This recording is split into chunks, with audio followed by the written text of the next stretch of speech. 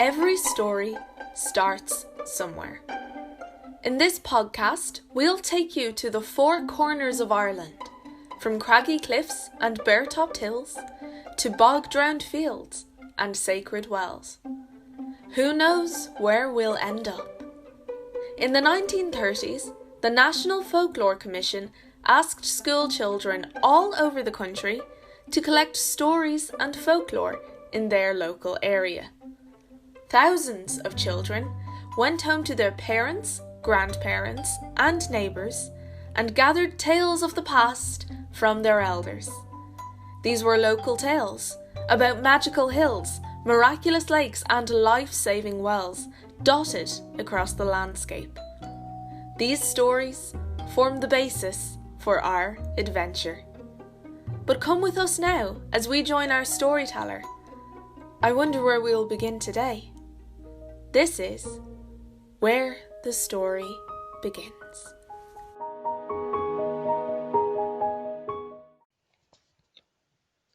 Hello and welcome to Where the Story Begins. My name is Nisha and today we'll be exploring Knockgrafton. Knockgrafton, or the Hill of the Fort of Fionn, is a townland in Tipperary named for a small green hill that rises like a mound of sugar with the top levelled off. Now lightly covered with trees, you can see the worn path to the top carved into the side after centuries of travel. Its unusual shape comes from the Moat and Bailey Castle, built there during the Norman invasion. Its wooden structure has long since rotted away and been reclaimed by the grass and trees. The area was originally ruled by the O'Sullivans, but after their defeat at the hands of the Normans in 1192, they fled, leaving behind their livelihood and sacred hill. This was a heavy blow, as the hill of Knockgrafton was the original site where the kings of Munster were crowned. The O'Sullivans must have been dismayed to see their sacred hill turned into an earthen fort, but they could only watch from afar, until a descendant of their clan, a man called Gary Bryan Sullivan, purchased the land in 1998. If you were to climb to the top, you'd be treated to an impressive view. The Galtee and Comra mountains looming in the distance, the River Soar flowing nearby, and you can even see Slieve na Mán, the Mountain of the Women, where the hero Fionn McCool once held a contest among the women of Ireland to see who would become his wife. Knockgrafton Moat, like a great many hills in Ireland, is also home to Nadina Shee, the fairy folk, who've made their homes there since the Gaels first landed on these shores. Now, I'm sure you all know, the fairies are generally best left alone, and locals knew to avoid that hill after dark, when strange sounds were sometimes heard.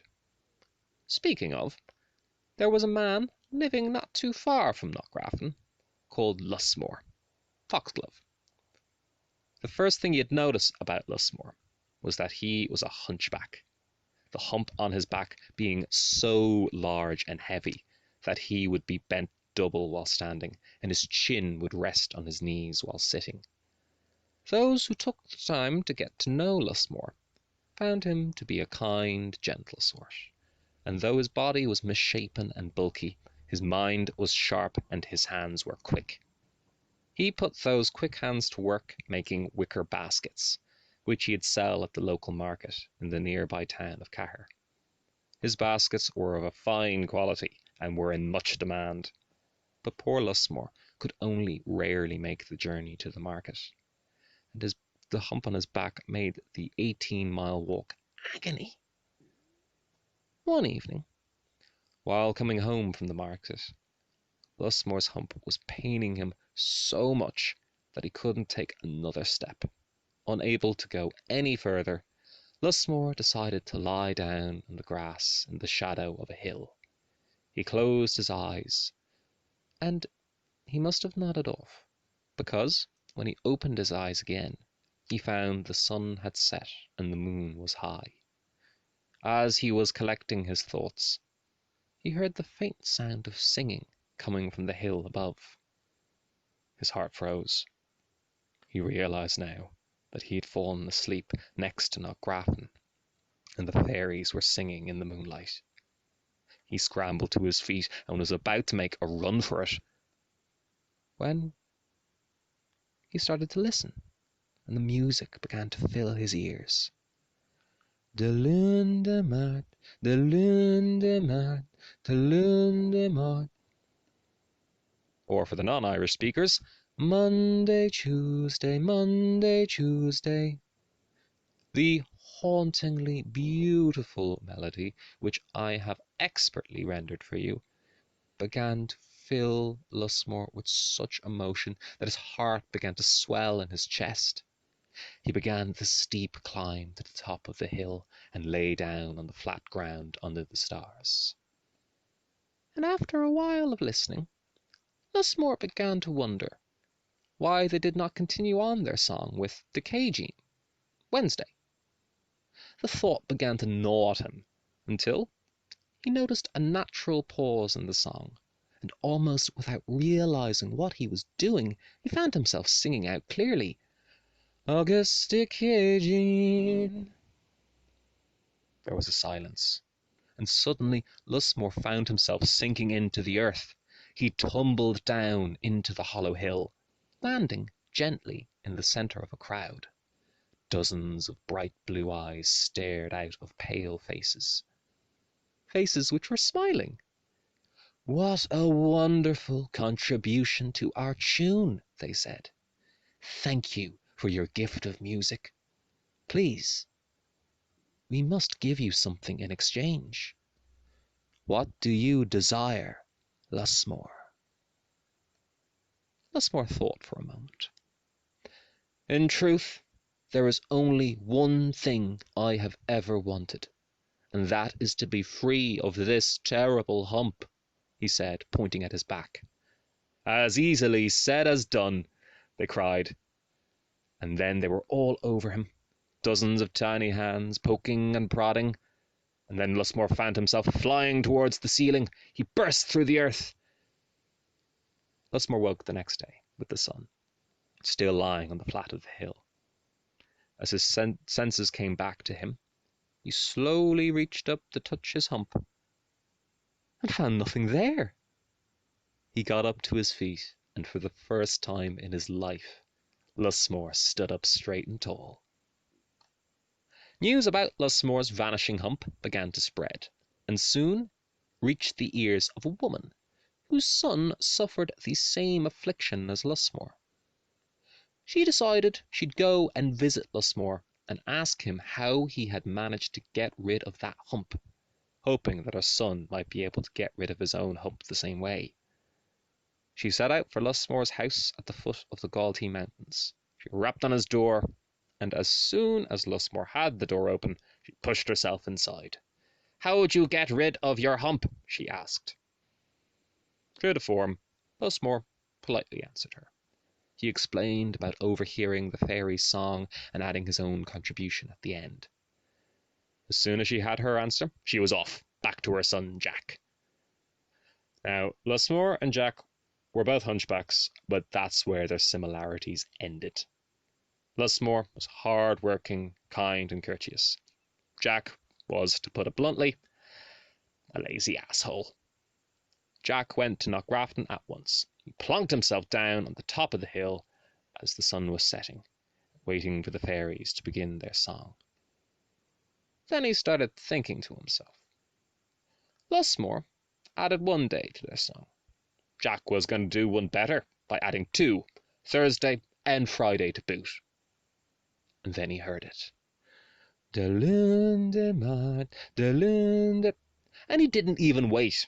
As soon as they'd begun, he took in a deep breath and belted out, Augusta Cagine, Augusta Hinya. There was a terrible, deafening silence. Jack then felt himself being pulled roughly inside the hill, smacking painfully on the floor inside. The narrowed blue eyes stared at him furiously. Well, Jack Madden, this is nice, isn't it? coming to our home uninvited, and interrupting our song with your drunken cat warbling. Jack's mouth flapped open and shut, but no sound came out. I suppose you're here for a gift? We have just the thing. Fetch the hump. The fairies fell upon Jack, their slender hands clawing and tearing at him, until he was shot out of the hill with such a force that he flew a full 10 foot into the air and crashed back down onto the earth at the side of the hill, tumbling painfully down to the ground below. When Jack came to, he found he could barely move, and when he tried to get back up to his feet, he stumbled. Reaching up to feel his hump, he was horrified to find it had grown to twice its original size. As a cruel parting gift, the fairies had grafted Lusmore's old hump to Jack's own. Now some say Jack managed to return home to his mother, but never left his bed again. Others say the weight of the 2 humps killed him on the journey home.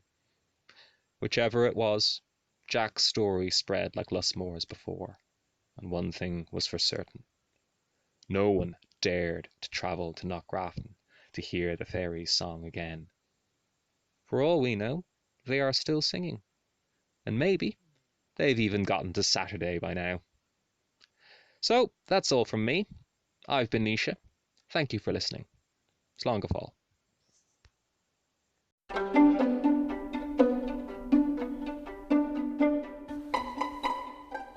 Thank you for joining us on this episode of Where the Story Begins, brought to you by the National Leprechaun Museum. You can find out more about this story, this place, and many others by checking out the website of the National Folklore Collection, duchas.ie. That's DUCHAS.IE.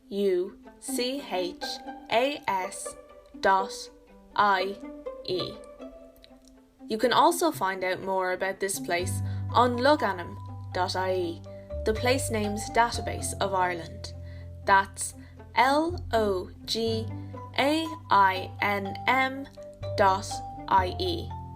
The National Leprechaun Museum celebrates Irish folklore and mythology through the oral storytelling tradition. You can find us on Jervis Street in Dublin, Ireland, and on leprechaunmuseum.ie.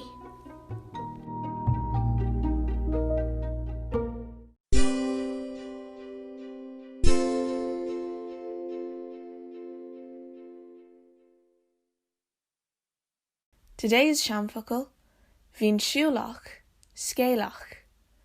Travellers have tales to tell.